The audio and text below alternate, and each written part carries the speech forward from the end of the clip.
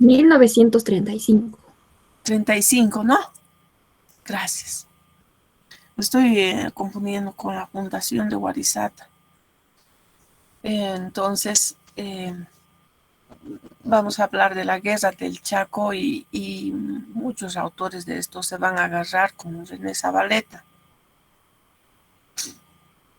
Entonces, muchos han comentado de que la guerra del Chaco ha sido planificada por la élite boliviana, más o menos así como la guerra de la independencia, hemos visto. ¿Por qué? Porque estaban surgiendo muchos líderes indígenas después de la muerte de Zárate Vilca. Seguían habiendo sublevaciones indígenas y en los centros mineros también habían rebeliones. Entonces, protestas populares, todo eso. Entonces, en el Chaco va a haber, ¿cómo se llama esto? Una participación de aquellos indígenas que estaban, aquellos indígenas considerados cabecillas de las rebeliones. Y también aquellos rebeldes artesanos, rebeldes mineros, ¿no? Entonces, todos ellos van a ser empujados a participar en esta contienda bélica.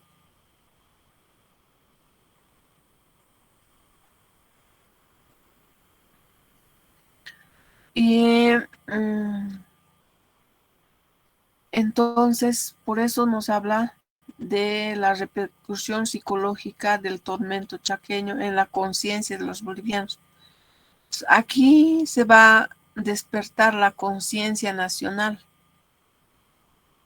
Casi al final lo vamos a ver, la creación de la conciencia nacional. Entonces, esta conciencia que se ha redescubierto, primero se dio en la Guerra de la Independencia, hemos visto, pero que fue apagándose por la presión criolla, ¿no es cierto? Después, esta conciencia que se descubrió en la Guerra de la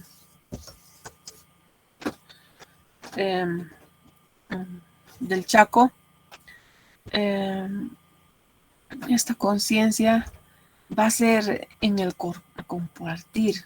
En el compartir, esto está bien bonito también explicado en René Danilo Arce, aquí es los movimientos sociales, así en la Guerra del Chaco. Muy, muy, muy interesante su investigación de campo que ha hecho este señor a partir de la historia oral. Entonces, aquí se va a volver a redescubrir esta conciencia nacional que emergió en la Guerra de la Independencia, pero que fue mitigado por la élite. Va a volver a redescubrirse, pero aquí va a ser interesante. Todos aquellos rebeldes que van a ser expulsados, podemos decir así, llevados por la fuerza,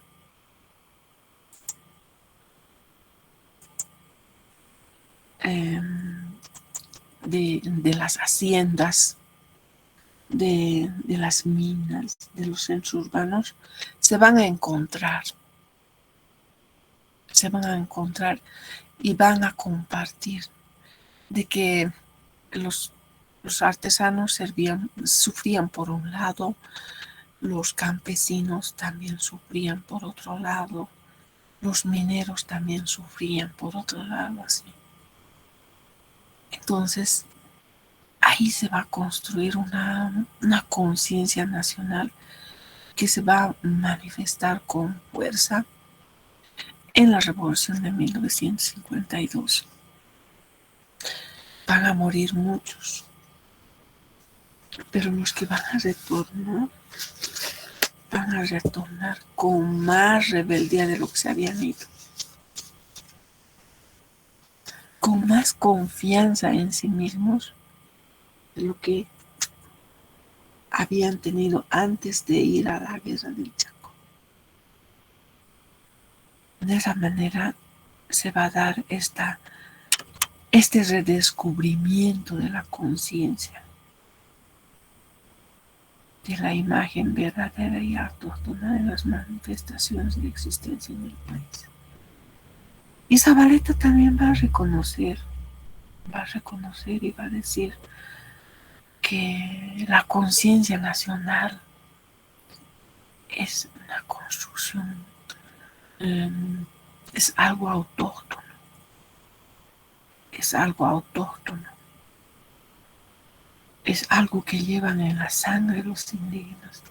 Hay un texto de John Murray, del control vertical, y de un máximo de psicología en formaciones económicas y políticas del mundo andino. Hay otros textos más de él en que el nacionalismo no fue inventado por Europa. El nacionalismo fue practicado por el mundo indígena a partir de la sangre. Sangre aymara, sangre quechua, sangre guaraní, donde había la manifestación de la sede de gobierno. Cuando los españoles dicen que los habían sometido a los aymaras, y los aymaras a los tiahuanacotes, es cuento chino. Todos convivían aymaras, y los aymaras estaban divididos en lupacas. Lupacas creo que son quechuas, en pacajes, hombres de altura. Entonces, su sede de gobierno, por ejemplo, podía ser La Paz, Chuquiago, y accedían a archipiélagos de Arica, de Iquique, compartían con los quechuas, y con otros aymaras también. Otros habían su sede de gobierno en el lago Titicaca y así. Entonces se diferenciaban bien entre su sede de gobierno y su archipiélago, que era un ayllu pequeño.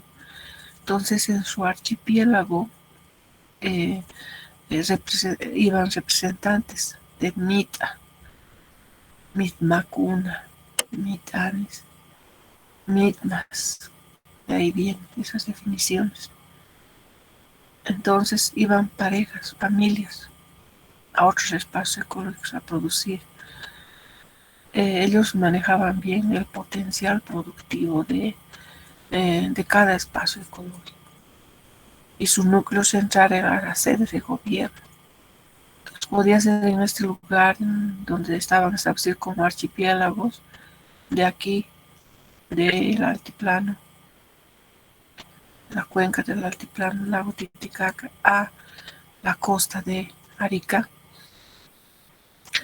Entonces aquí se establecía un archipiélago, un ayllu pequeño, cerrado, producían, hablaban su idioma, pero también hablaban para comunicarse con los otros idiomas. Entonces ellos sabían que eran tupacas, que eran pacajes. Compartían, y aquí podía ser otra sede de gobierno de otros. Entonces todo en el marco del respeto. Habían mitimaes, artesanos, mitimaes, agricultores, mitimaes, ganaderos, llameros. Y ellos eran autónomos. Ya se habían establecido, eso dice Murra, ¿no? Ya se habían establecido los españoles como colonizadores, pero no les afectaba a ellos. Ellos seguían siendo autónomos económicamente. Entonces los encomenderos se van a buscar tres pies al gato, podemos decir así, y van a buscar cómo hacerlos empobrecer. No se olviden que los criollos los criollos también buscaban a la clase popular, el de empobrecerlos, ¿no es cierto? Entonces, no encuentro aquí. empobrecerlos a los indígenas. ¿Cómo hacerlos empobrecer? Y se dieron cuenta de que corten su acceso a los diferentes espacios ecológicos. De la Amazonía venían al altiplano a obtener sal, del altiplano iban a obtener madera, cacao, castaña, y ellos se alimentaban variadamente.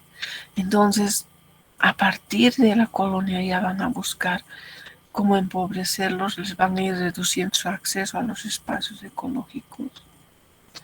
Y de aquí algunas haciendas van a tener acceso a 2 espacios ecológicos, otros a 3, pero no más, no a 6 espacios ecológicos ni a 5. Las comunidades andinas se van a encerrar en su espacio ecológico y punto. Se van a convertir en comechuños, en monocultivadores, se van a reducir. Esta es su economía indígena, que era de reciprocidad, de redistribución, de abundancia, se va a reducir a la economía campesina de miseria y de subsistencia. Y van a entrar en un proceso de empobrecimiento que están saliendo ya ahora, ¿no? Ahora ya en el Alto, por ejemplo, viven hartas familias migrantes del altiplano que pueden construir cholets, ¿no es cierto? Entonces, hay posibilidades también de hablar de una burguesía aymara. El problema es que en aquella época, antes de la invasión colonial, ellos se consideraban nación. Por lo tanto, a partir de las prácticas de reciprocidad, ellos podían ayudarse como nación, como la nación Lupaca, como nación Pacajes, ¿ya? Podían ayudarse.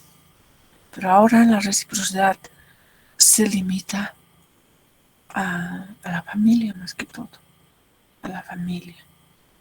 Entonces por eso existen aymaras pobres y aymaras ricos. ¿Está bien? Entonces en ese proceso, en esa relación de Ayllu, Marca, Ayllu, Yachta, se desarrolló la conciencia nacional, porque ellos se creían una sola familia.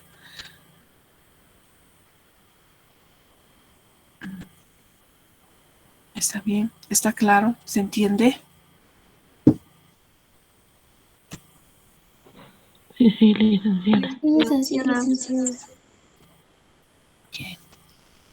Entonces, ya se daban manifestaciones en la guerra del Chaco, de eso que llevan en la sangre, que llevan en sus genes, que es esto de la nación, ¿no? Entonces,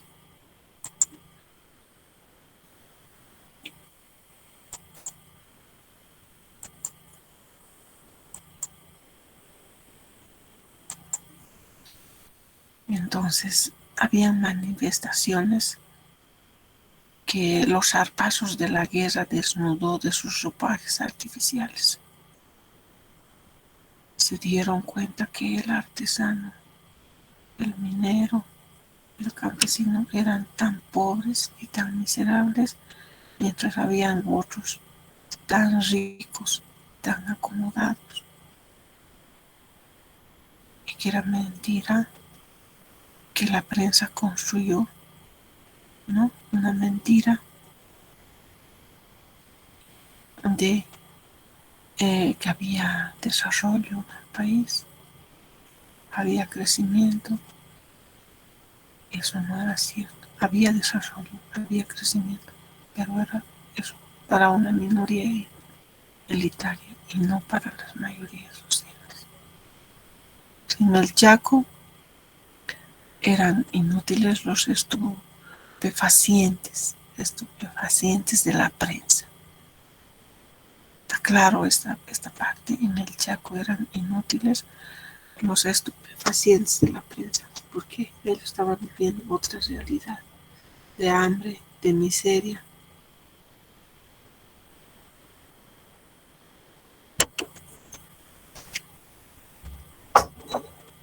Y pareciera que la prensa les adormecía.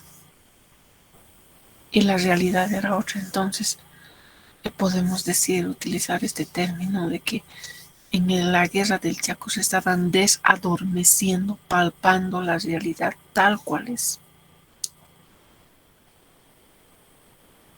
Ahí ya no tenía efectos esa manipulación ideológica que organizaba la prensa, el discurso, la ley, para que permitía perpetuar la ficción de Bolivia, de una Bolivia civilizada y rica. Éramos ricos. ¿Qué decían los abuelos? Somos ricos, somos harapientos sentados en una silla de oro. Así. Todavía somos, todavía un poco somos de eso. Todavía tenemos recursos naturales como el litio, ¿no? Entonces, la prensa jugó un papel importante como en la pandemia, ¿no es cierto? No, ya no daba ganas de ver noticias. Si no, ya hubiéramos estado en el puente de las Américas, donde sea, ¿no? Entonces, preferible era agarrar un libro, leer, escuchar una música clásica, una música autóctona, una música instrumental, suave, y ponerse a leer un libro interesante, hacer pan, hacer un queque, escribir una tesis, que te dicen, está mal esta tesis, ¿por qué has hecho así? No deberías de ser así.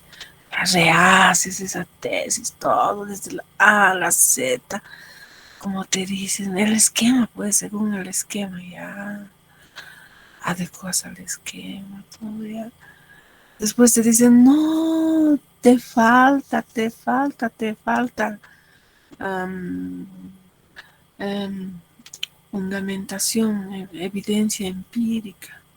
Tienes mucha fundamentación teórica. Ya otra vez a organizar cómo se va a hacer las entrevistas en la pandemia, con quiénes nos vamos a reunir y todo eso. Ya, pero fue una oportunidad también la pandemia porque se imaginan a mi edad hacer una tesis, rehacer y rehacer y rehacer. No, ya no hay tiempo. Entonces la pandemia fue bueno. Me dio tiempo para hacer todo eso y entonces a ustedes también seguramente les ha dado tiempo para leer un libro extra, para escribir poesías. Los lingüistas no solo son los literatos los que escriben poesías, también son los lingüistas y dedicarse a las flores, a las plantas y tantas cosas. ¿Y qué hicieron ustedes en la pandemia?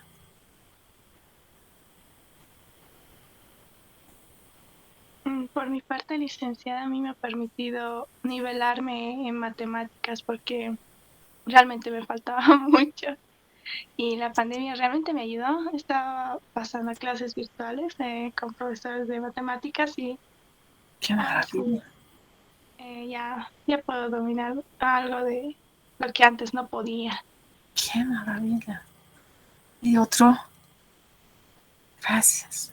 Yo trabajé en un hospital, licenciada, con Ay, los enfermos de COVID. qué maravilla. Qué maravilla. Eso es también muy bueno. Y así de alguna manera te has inmunizado también. Yo creo que sí, porque creo que nos hemos contagiado la primera semana que ya estaba apareciendo acá. Era justo uno de los hospitales donde la gente con supuestos síntomas estaba yendo, así que después de eso ya normal. estábamos trabajando, pero era grave porque era un trabajo de 24 horas y 2 Sí, horas de sí. descanso, 24 horas ir y así. Ay, ese es un trabajo, eres una heroína realmente, porque sí necesitábamos personas que apoyen a eso, mientras nosotros estábamos haciendo otras cosas en nuestras casas. ¿Alguien más quiere compartir? Así es, licenciada. Yo estaba trabajando también en la primera ola, ¿no? Que fue cuando se dio la cuarentena rígida. Ya. Y me contagié también en esta primera ola y gracias a Dios fui asintomática, pero terminé contagiando a toda mi familia. Y bueno, más bien pasamos sin muchos problemas y el tiempo que paré de trabajar le pude destinar el tiempo que no le había destinado a mi hijita en enseñarle y bueno, pues poderle brindar ese tiempo que no lo había hecho en años. Y posterior a eso ya mi trabajo fue variando, los contratos se empezaron a cortar, entonces ese tiempo me permitió brindarle más tiempo de que no le había brindado a mi hijito porque siempre trabajé, empecé a trabajar desde los 18 años, trabajé en el exterior, en el área manufacturera, volví al país, empecé a estudiar, yo soy profesional, pero decidí hacer otra segunda carrera para seguir creciendo y aprendiendo. Excelente. Pero sí, pero el tiempo que se vino la cuarentena me permitió no solamente darle el tiempo que no le había dado a mi familia, sino también crecer desde el punto de vista de, como diría, en mi interior, ¿no? Nos ocupamos de todo lo material, lo físico, trabajamos más de lo que debería ser para cubrir todas esas necesidades físicas, pero nos olvidamos de lo más importante, que es nuestro ser. Y ese tiempo investigué mucho sobre el manejo del COVID y de cómo estaban trabajando muchos profesionales y de esa forma pude manejar y atender a mi familia en la pandemia. ¡Qué maravilla! La felicito. ¿Alguien más? Yo, licenciada, buenos días. Buen día. La verdad, personalmente yo lo he tomado de buena forma, a pesar de que era malo, de buena forma la pandemia, la cuarentena, porque lo he visto como una oportunidad de poder crecer como persona y conocer más allá de lo que podía hacer acá en Bolivia. Las plataformas virtuales a mí me han permitido relacionarme Sí. con personas del exterior y creo que gracias a Dios esa oportunidad no la he desperdiciado porque a la vez he podido tomar cursos que probablemente si hubiera estado normal no me hubiera atrevido a hacerlo. Y me ha llevado hasta ganar becas internacionales, igual certificados del exterior y eso ha sido una ventaja bastante grande para muchos jóvenes, no solo para mí.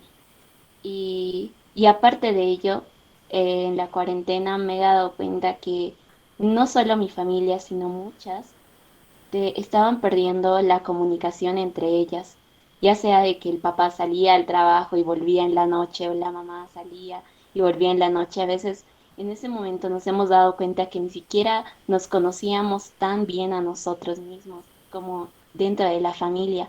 Tal vez no sabíamos el color favorito del hermano o el plato favorito, a qué no le gusta o qué hace cuando no está ocupado. Nos hemos podido conocernos más a nosotros, a nuestra familia. Y, y sí, creo que hasta han surgido hasta problemas dentro de la familia por esta falta de costumbre, ¿verdad? Porque tal vez no estábamos acostumbrados a vivir todo el tiempo dentro de la casa, toda la familia. Entonces, a veces hasta los problemas han surgido y creo que esto está de más por decirse o algo que ocultarlo en las familias porque sí han surgido problemas, pero a la vez hemos juntado y hemos hecho unos lazos más fuertes entre nosotros porque nos hemos llegado a conocer. Y, y bueno, a pesar de todo lo malo que haya ocurrido, que sé que muchas personas tal vez han perdido su trabajo. Gracias a Dios, en mi caso, mi papá estaba trabajando y yo también estaba trabajando con él. Y trabajamos en una casa particular, entonces no ha sido un problema grande para nosotros porque hacíamos cuarentena junto con ellos. Qué Y maravilla. y entonces hemos tratado de sacarle el mejor provecho a la cuarentena a pesar de que estaba perjudicando a todos y decíamos, no, nosotros debemos hacer algo al respecto, no debemos quedarnos con los brazos cruzados, ¿verdad? Y, y yo también les incentivaba a mis hermanos de que la cuarentena no está para estar echados en cama, Mm, sino para sacarle provecho, para ver más allá de, de lo que pueden ver los ojos. Entonces, sí, yo considero que ha sido bastante productivo y nos ha ayudado a crecer en diferentes ámbitos, ya sea en lo académico o hasta en lo artístico, que tal vez algún músico se ha dedicado a hacer más música en su casa mm. y ha sido algo también bastante productivo. Entonces, creo que cada uno desde su punto de vista, desde su ámbito, ha podido crecer de alguna u otra forma. Qué bien. Gracias. ¿Alguien más? ¿Los chicos? Es que no hay chicos. Yo, licenciada, Ya pues. bueno, en mi caso considero que he sido bendecido porque, como decía la compañera, muchas personas perdieron su trabajo y en mi caso, pese a que hubo mucho temor de que se cierre la compañía para la que trabajo, seguíamos trabajando online Qué maravilla. y aproveché, bueno, yo siempre he trabajado a tiempo parcial, así que aproveché de trabajar tiempo completo y tomé algunos cursos de em, edición de contenido virtual, y así que a eso me dediqué básicamente durante la pandemia. Qué maravilla. Qué bien, qué bien. Gracias. ¿Alguien más? Licenciada. Ya, te escuchamos. Bueno, primeramente, buenos días, licenciada. Buen día. A ver, en mi caso, por ejemplo, yo tuve un desarrollo muy personal en la cuarentena. Muchos compañeros decían, ¿no? De que han trabajado, han tomado cursos. Y eso está buenísimo, está perfecto. También hay personas bueno, que comparten mi caso de que hemos estado muy mal psicológicamente. Y Mm, eso de la cuarentena, de encerrarnos, mm, pues nos ha mm, afectado más. Y cuando leía, bueno, el libro de nacionalismo, mm, perdón, y de coloniaje, pues me hizo recuerdo a lo que yo estaba pasando, por así decirlo. Como mm. que me dio un golpe de realidad, perdón. Ya. Y fue que yo estaba pues muy mal psicológicamente, estaba terrible y lo había soportado, digamos, saliendo de casa, hablando con algunos amigos. Y cuando entramos a la cuarentena, ahí me vino ese golpe y dije, no, las cosas que estoy haciendo, las estoy haciendo mal. Y todo Mm, ese tiempo de la cuarentena me puse a reflexionar sobre mí misma, sobre qué estaba haciendo mal, porque a mm. veces, bueno, en mi caso como que dicen, ¿no? Debemos honrar a nuestros padres. Sí. Pero a veces nos olvidamos de honrarnos a nosotros mismos, porque nos concentramos tanto en lo que dicen las demás personas, pero a veces no nos damos cuenta o no nos tomamos importancia a nosotros mismos. Y la Mm, verdad es que he conocido algunos casos así, con las que puedo compartir. eh, Muchas personas no pueden salir de ese círculo, dicen, no, tengo que seguir y seguir, aunque no me guste tal cosa, tengo que seguir. Y yo decía, no, ¿por qué no podemos hacer lo que nosotros de verdad queremos hacer y lo vamos a hacer con gusto? Y bueno, afortunadamente yo sí tuve ayuda de mis hermanos, bueno, de mi hermano, de mis familiares, y que me apoyaron a que siga adelante. Porque llega un momento en donde tú piensas en lo peor y en donde la solución está en que pues ya no vivas, ¿no? Como que te llegan pensamientos totalmente negativos Y para muchos eso significa de, no, ¿cómo vas a pensar eso? O estás mal, estás loca. Pero muchos no se dan cuenta en la realidad que nosotros vivimos. Y bueno, muchas veces hemos pasado así y la cuarentena me ha ayudado en parte a sobrellevar ese problema que tenía. No sé Mm, si algunos de nosotros, los que estamos en sala, tal vez haya pasado lo mismo o tal mm. vez les está pasando. Pero bueno, a mí en la cuarentena me ha ayudado bastante a conocerme a mí misma y ayudarme también, que ha sido lo más importante. Eso sí, Qué eso es maravilla, todo. qué maravilla, te felicito. Siempre dice cuando tenemos un problema, mm, cuando tenemos un problema eh, y no podemos, no tenemos apoyo de ningún lado, así. Es abrazar un árbol. Eso es bueno, eso. Nuestro confidente, nuestro consejero es el árbol. Y después buscar en nuestro interior la respuesta a aquello que no podemos encontrar en lo externo, en nuestro interior, y eso se consigue. Un señor, cuando mi esposo estaba enfermo, un señor mayor, me dijo, ¿a vos te gusta leer? Sí, le dije, ¿por qué no lees los Vedas? Y entonces yo buscaba los Vedas en la librería, pero no hay los Vedas en la librería. Entonces ahora en el YouTube he encontrado Vedas. No entiendo casi nada de los Vedas, pero creo que si voy a ir escuchando una, dos, tres, seis veces, ya entenderé más o menos qué es lo que dice de los Vedas. Habían sido libros antiguos de la India. Sí, entonces hay todo lo que buscas encuentras. Y es mejor que busquemos cosas buenas. Y las vamos a encontrar. ¿Alguien más para cerrar? Sí, licenciada. También me parece que es bueno agregar que ahora, por lo que he escuchado, es bonito escuchar que hay personas que les ha ido bien, incluso en lo malo también han visto algo bueno. Para mí, cuando empezó la pandemia, ahí fue cuando creo que gente, vamos a decir, personas como yo en la misma situación que yo, nos hemos dado cuenta de la suerte que tenemos de ser quienes somos y estar en la posición en la que estamos, porque para nosotros, y nosotros estoy incluyendo a gente que ha estudiado conmigo porque nos hemos graduado en plena pandemia, nuestra mayor preocupación era que simplemente no podíamos salir y no podíamos hacer cosas porque venimos de familias que, si quiere llamarlo de alguna forma, son privilegiadas. Ninguno de nuestros padres necesitaba trabajar en sí, solo lo hacían porque querían.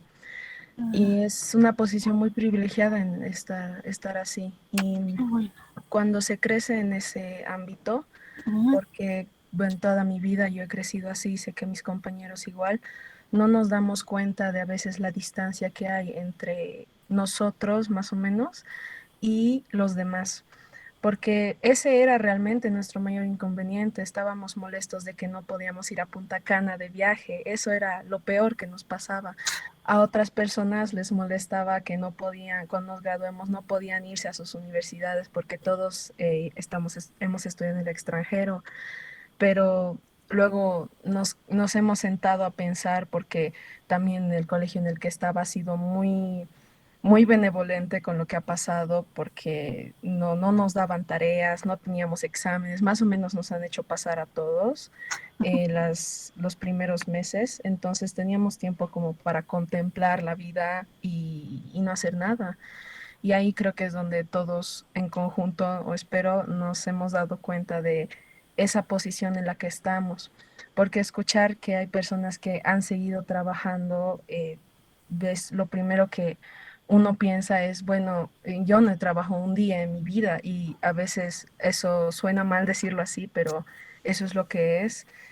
Mientras también nosotros, al menos me he dedicado a completar clases de lenguaje, porque de hecho me gusta mucho hablar idiomas, quiero aprender más, solo sé 7, no me parece mucho. Y todo eso, claro, es un gasto hacer los exámenes y tener las certificaciones y todo lo demás. Y solo podía hacer eso porque me gustaba, mientras que hay otras personas que no estaban en esa misma posición donde parecía más o menos una vacación para como nosotros lo hemos visto. Y por eso también ahí es donde decidí, en lugar de terminar mi licenciatura en Francia, donde estaba, en venir aquí, volver aquí a Bolivia y hacer lingüística, porque puedo usar más mis habilidades, pero también porque nunca he vivido esa experiencia de estar con otras personas que no están en la misma situación que la mía, porque tristemente es muy homogéneo y incluso a tal punto que en el colegio solo nos conocíamos entre los 2 otros colegios que eran lo más y no sabíamos que existía otros colegios en La Paz, solo pensábamos que eran esos 3 y que todos los demás no había, más o menos, que claramente suena muy ignorante, pero así es como se sentía, porque es así, es un grupo bien cerrado y hasta ahora me ha parecido que me parece bonito, me parece muy bueno escuchar siempre a otras personas y todo lo que hacen, cómo es tan diferente su forma de ver las cosas y sus experiencias con algo que todos hemos pasado, porque todos hemos estado en cuarentena. Eso era eso. Gracias, muchas gracias. A ver, ¿alguien más para cerrar? Los chicos. Licenciada, tal vez nos recomiende licenciada, bueno. Ya, los dos, y con ustedes cerramos, ya. Adolfo, dale. Adolfo, después del otro compañero. Ya, Adolfo. Estamos escuchándote, Adolfo.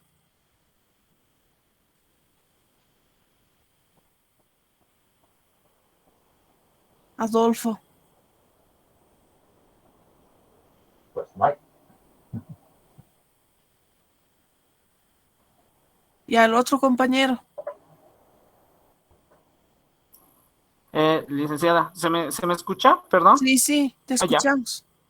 Bueno, en la cuarentena, bueno, para mí, bueno, si estamos hablando de lo que nos ha pasado, ¿no? A todos. En mi caso, en mi familia viajábamos mucho, ¿no? Mi familia es de músicos y yo también, bueno, por razones de ciertos trabajos, entonces viajaba, ¿no? Entonces para la cuarentena ha sido un poco traumante para todos, porque para mi familia específicamente, porque estamos bien acostumbrados a viajar. Pero como decía una de las compañeras, lo más bonito que pasó fue que ya estábamos juntos. Al principio fue bueno porque hemos pasado en familia, ¿no? Por suerte mi papá tenía como que un terrenito alejado, entonces hemos entrado en cuarentena ahí, entonces todo estaba bien.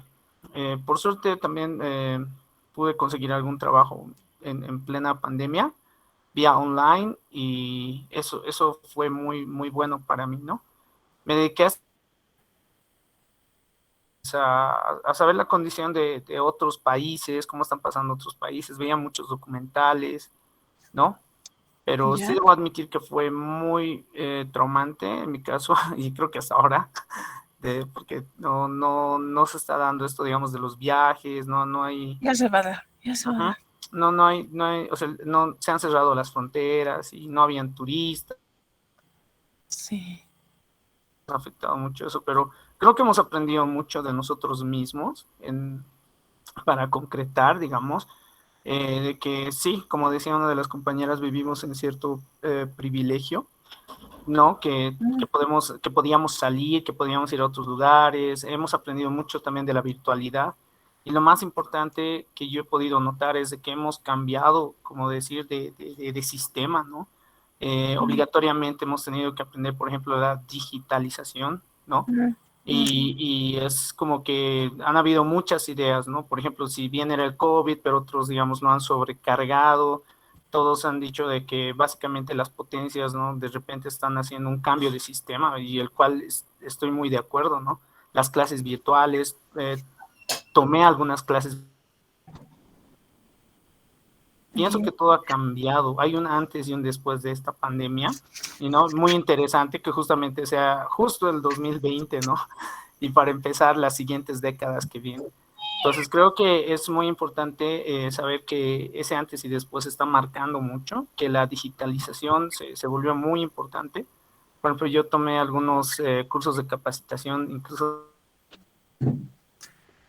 me puedan enseñar, y era increíble, ¿no? Cómo me enseñaban y para poder trabajar. Entonces fue muy interesante para mí y creo que ahora seguimos en ese proceso. Creo que yo pienso que va a durar unos años más incluso, ¿no? Esto de trabajar o a acostumbrarnos, ¿no?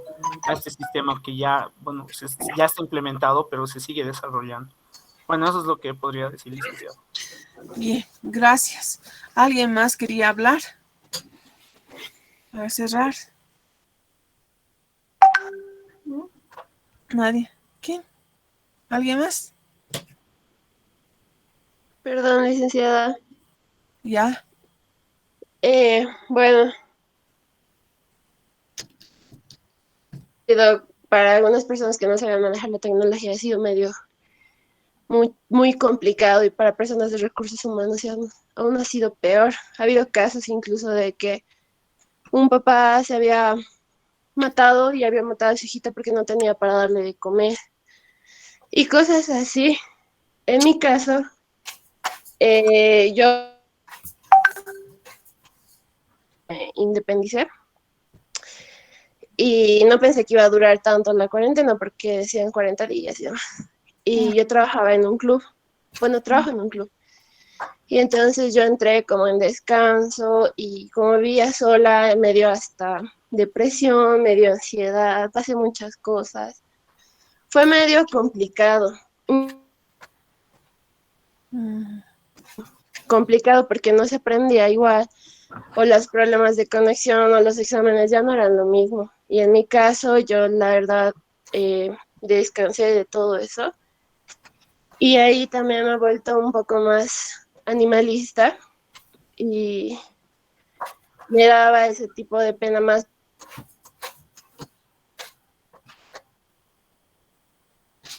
Persona. Bien. Pero si puedes conectarte con tu familia, sería bueno. Sí, es que en ese entonces, porque Ya. después como entré en depresión y ansiedad, me obligaron a subir a vivir con mi papá. Qué bien. Porque mamá ha fallecido y demás. Sí, somos personas sociables, o sea, nunca vamos a poder vivir solos. Eso de Robinsonadas, de Robinson Crusoe y todo eso, eso es, y esos son experimentos, inventos, porque nosotros necesitamos conectarnos entre nosotros. Hasta los animales necesitan conectarse con los demás. Hasta las plantas, una planta ustedes tienen y se está muriendo, entonces le ponen al centro de las plantas y están bien las plantas. ¿Qué me decías?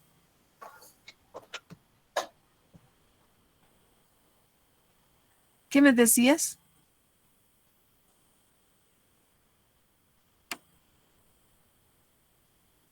Bien.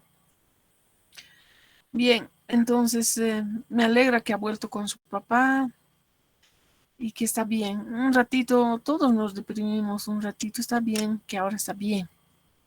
Eso es lo importante. Entonces, continuamos. ¿Está bien? Sí, licenciada. Ya. Bien. Estoy feliz de que todos lo hemos sacado provecho a esta cuarentena. Cuando el Prado, por ejemplo, estaba como el oeste, vacío, así, entonces hemos hecho cosas buenas, la mayoría, eso está muy bien. Entonces, en el Chaco no tenía efecto la influencia de la prensa, del discurso, de la ley, de hacernos creer que estamos viviendo en un país civilizado y rico. En el Chaco se descubrió de que todos, la mayoría estaba viviendo mal. ¿Por qué? Porque en el Chaco existía la selva sin caminos, había miseria en la economía popular sobre todo, eh, y en la vanguardia que eran los militares que estaban bien acompañados de señoritas chilenas, argentinas y de tomando whisky en banquetes. En la retaguardia estaba el pueblo, eh, el sector popular, que empezaban a hablar la verdad como nosotros hemos hablado ahora, ¿no es cierto? En la pandemia hemos sufrido, todos hemos sufrido, nos hemos aburrido, pero hemos empezado a hacer las cosas que no podíamos hacer porque no teníamos tiempo. No, la mayoría hemos hecho eso, qué bueno, qué maravilla.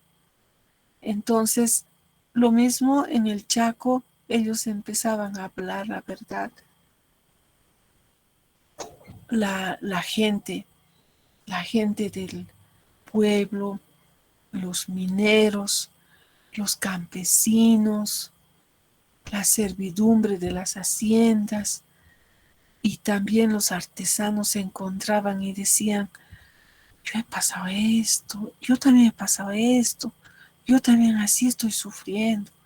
Ellos hablaban de cosas de sufrir, ¿no? Entonces lo mismo estaban pasando ellos, sea en la ciudad, sea en las minas, sea en el campo. Como nosotros hemos logrado, qué bueno que nosotros hemos logrado encontrar cosas buenas en esto que aparentemente era difícil, hemos encontrado cosas buenas, ayudar a los enfermos, estudiar lenguaje, estudiar matemáticas, reflexionar sobre las otras personas, qué bueno, qué maravilla, ¿no? Entonces, lo mismo sucedió en el Chaco, fue como una cuarentena en el Chaco.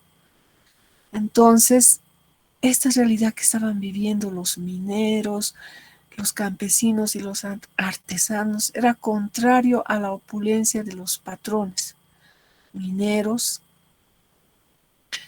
los patrones de las haciendas, ¿no?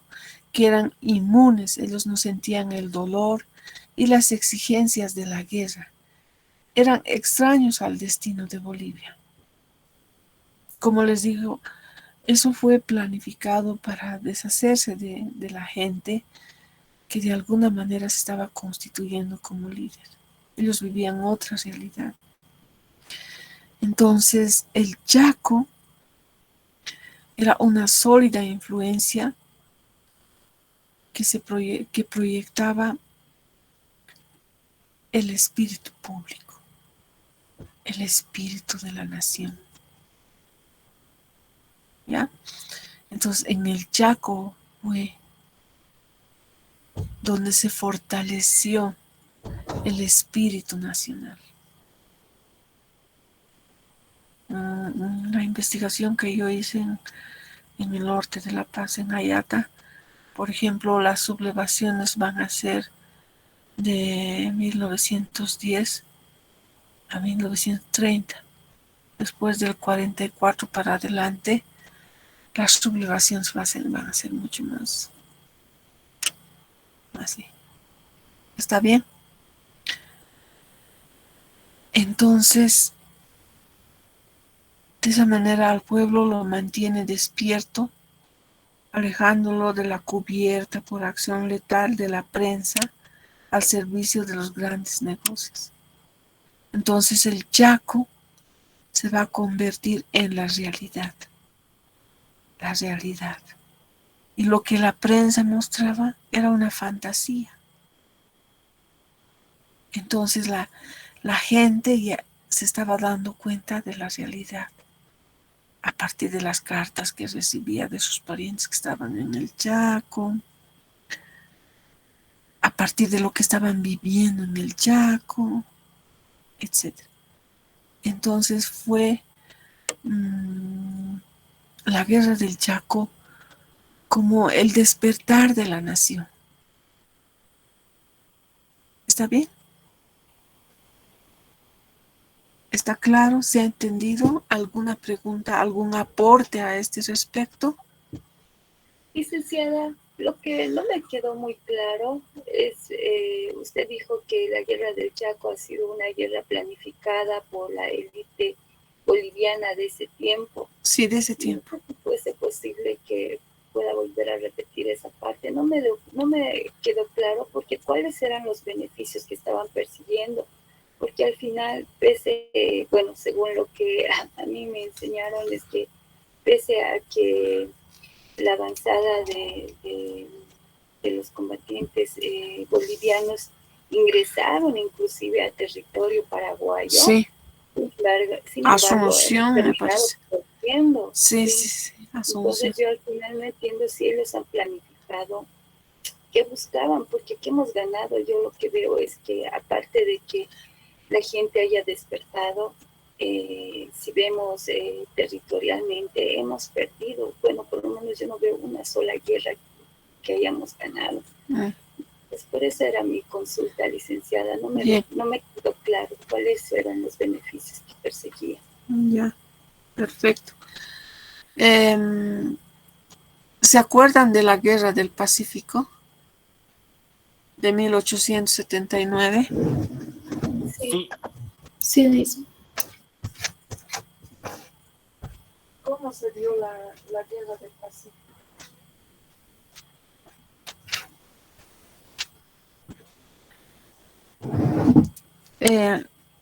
Fue un acuerdo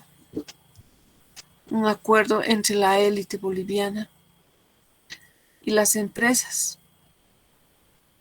de que era una farsa el impuesto de los 10 centavos. Cuando entra el ejército chileno en carnavales, el presidente Daza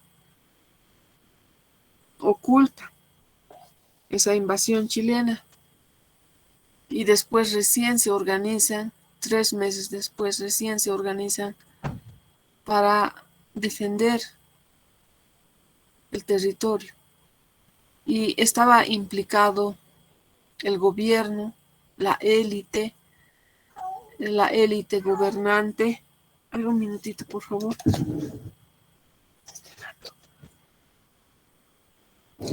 La élite gobernante y también y parte de esa élite también eran los patrones de hacienda, porque estaban quedando vacíos sus haciendas por la salida de la servidumbre hacia la frontera, hacia las salitreras para trabajar bajo un salario. Entonces, eso también les afectaba a los latifundistas. Entonces ellos van a acordar sobre la pérdida del Pacífico. No les interesaban los territorios de la frontera con Chile. Un minuto, por favor.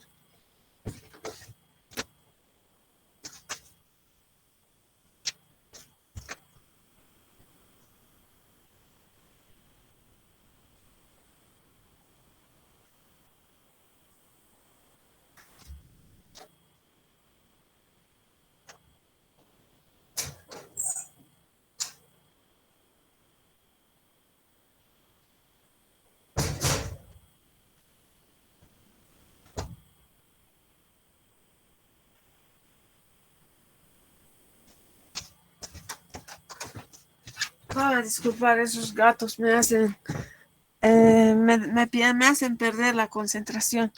Entonces fue de esa forma, ¿se acuerdan? Algo más sucedió en la cuestión de la guerra del Pacífico.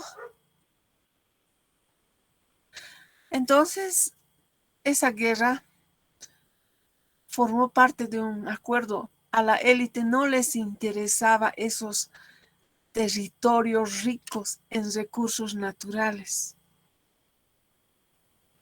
Se creían muy cultos, muy inteligentes, muy capaces. Ustedes no se olviden, el aprender nunca se acaba. Siempre hay algo más que aprender. Como su compañera que sabe 7 idiomas y todavía quiere aprender algo más. Y es así la vida. Siempre hay algo nuevo y algo bueno más que aprender. Entonces, ellos no eran tan inteligentes, tan cultos, porque ellos querían tomar los territorios indígenas que se encontraban en Bolivia, tomar por la fuerza y someter a su gente a la servidumbre. Y no les interesaba aquello que les ha hecho levantar en alto el nombre de Chile como gran productor de cobre. Ese cobre es boliviano antes que chileno, como el charango. Michelle Bachelet, no sé quién había entregado el charango, siendo que es símbolo de la cultura chilena. Y han tenido que pelear por el charango. No interesa el charango. Lo que interesaba era defender esos territorios. Y no someter a los indígenas a la servidumbre y tomar sus tierras por la fuerza. Querían tener todo de lo fácil, nuestra élite. Entonces la historia se va a repetir y se puede repetir cuantas veces nosotros lo permitamos. Se puede repetir cuantas veces nosotros lo permitamos por nuestra ignorancia. Por eso debemos empezar a estudiar un poquito más de lo que nos dicen nuestros docentes, de lo que nos dicen nuestros padres. Nosotros hemos nacido genios. Tenemos todas las condiciones físicas, psíquicas, intelectuales y todo lo demás para ser genios, todos, chinos, japoneses, ingleses, franceses, chilenos, bolivianos, africanos. Nos han hecho creer que no, pero sí, es la verdad. Esa es la verdad, la pura verdad. No hay dónde perderse. Entonces,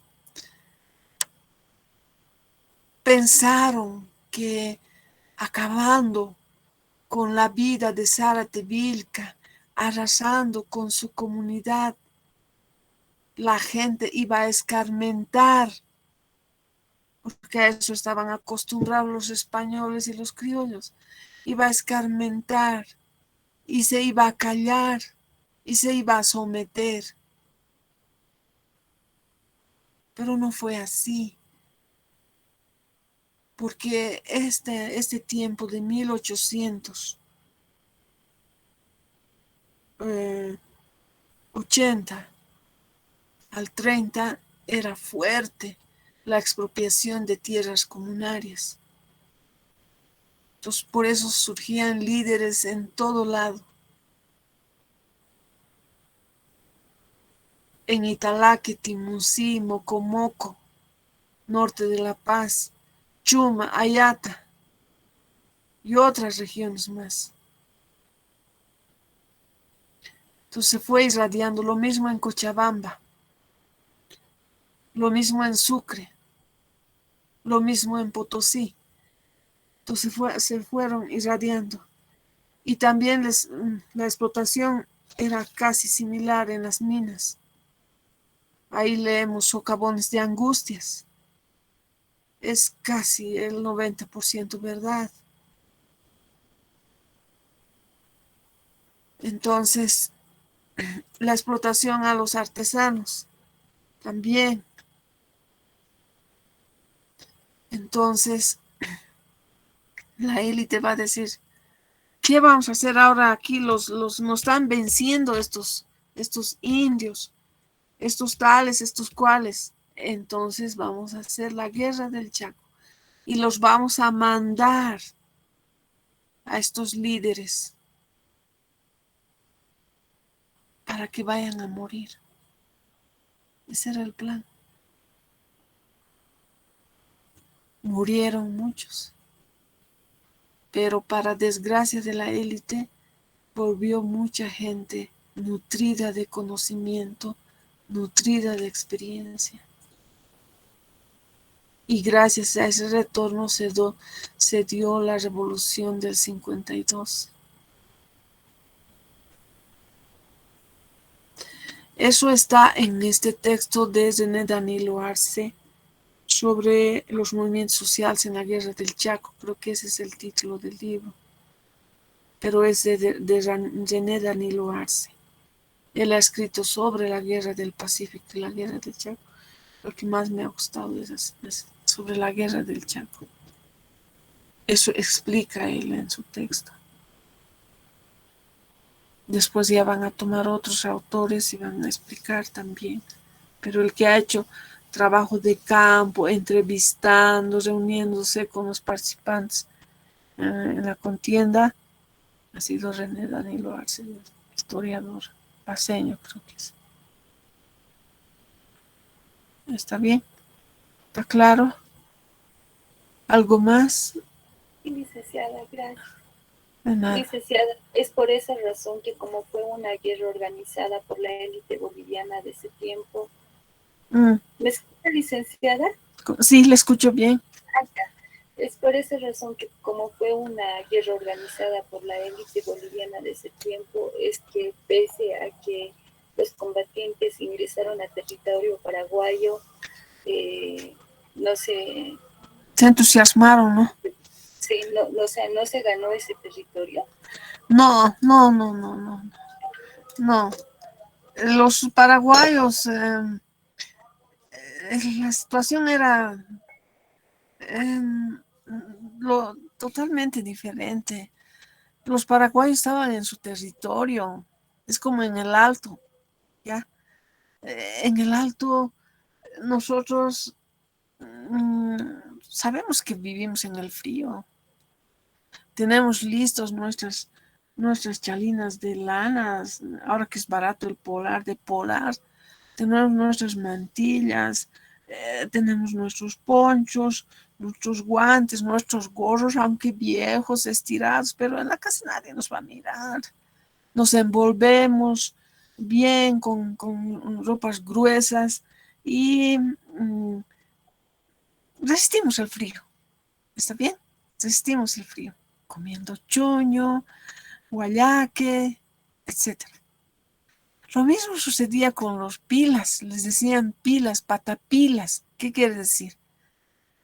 Los pies pelados. Entonces los paraguayos eran los pilas, los patapilas. Ellos estaban en su ambiente, se movían en su ambiente. Y gente del altiplano, gente de los valles que fue de aquí, se sentían pues en el infierno verde. Entonces fue, o sea, fue como si nosotros fuéramos a la luna a pelear. Los lunáticos están bien felices ahí, nosotros no. Nos va a costar adaptarnos. El agua era oro. Más que comida, ellos querían agua. Y pagaban para que alguien orine y les venda su orín. A ese extremo llegaron. Porque el plan era que mueran, pues, mueran. Pero no murieron todos. No sé si me he hecho entender o hay algo más. Sí, gracias, licenciada. Está bien. Por eso tenemos que prepararnos un poquito más en todo. Me gusta que a pesar de que son profesionales, a pesar de que saben, a pesar que tienen actividades, están estudiando, sigue, me hace muy feliz y los nuevitos que recién han salido del colegio y están estudiando lingüística, después estudien también otras carreras, ya van a ver que les gusta, así. Eso está bien, siempre tienen que aprender más cosas y practicar, así. Está bien, son jóvenes ustedes. Yo viejita a mi edad me metí a hacer doctorado, me han hecho rehacer 3 veces mi tesis, entonces ha sido un poco difícil para mí la vista, los nietitos, ¿no? Las plantitas, mis tentaciones que tengo, pero así me he metido a estudiar. Y ustedes con más razón. ¿Está bien? ¿Está Está muy claro? bien, licenciada. Sí, está Sí, claro. Lice. Muy bien, muy bien. Ahora les voy a pedir un favor bien grande. Quisiera que busquen en el internet y si pueden mandarle al grupo, manden. Yo hace tiempo no me gusta a mí mucho Guillermo Lora, pero tenemos que verlo a Guillermo Lora. Entonces, Guillermo Lora y la Revolución de 1952. Por favor, vamos a ver una síntesis de la tesis de Pulacayo, de todo vamos a ver, pero algo de Guillermo Lora y la Revolución de 1952, por favor, si pueden. Yo voy a explicar la próxima clase. Guillermo Lora, tal vez nos va a llevar unas 2, 3 clases, porque voy a explicar de todo un poquito. ¿Está bien? O si no se consigue, les voy a tener que mandar tal vez despuesito mis resúmenes. Pero traten de encontrar. Siempre el texto es mucho más rico que el resumen. Licenciada, ¿Sí? acabo de encontrar un libro que tiene 267 páginas y entre eso el capítulo 1 es la Revolución de Abril de 1952. Hace nomás ese capítulo nomás. Bien. Mandanos por favor por el grupo Ok. ese PDF y yo les envío ahorita las clases de Montenegro. ¿Están de acuerdo? Sí, licenciada. Los temas de Montenegro para que se ayuden, nada más. Ya vamos a planificar el examen. Entonces nos estaríamos viendo el día lunes. Licenciada, solo el de la Revolución de Abril, ¿verdad? De 1952. Sí, todo, pero todo mandales, porque sería bueno que lean, porque yo creo que he leído varios textos y he sacado resúmenes, no me acuerdo, es hace 15 años más o menos, y lo tengo los resúmenes que he hecho. Todo el texto, por favor, y los que quieren que lean un poco más, un poquito más. Pero nos vamos a centrar en ese de la revolución, pero hay algunas cositas más que vamos a ver. Igual les voy a mandar los gráficos, pero ustedes lean un poquito más. Entonces enseguida yo les voy a mandar estos temas de Montenegro, de lo nacionalismo y coloniaje. ¿Está bien? ¿Están de acuerdo? Gracias, Sí, licenciada. licenciada. Sí, Un licenciada. abrazo. Feliz fin de semana. Y los quiero mucho, muchísimo, muchísimo.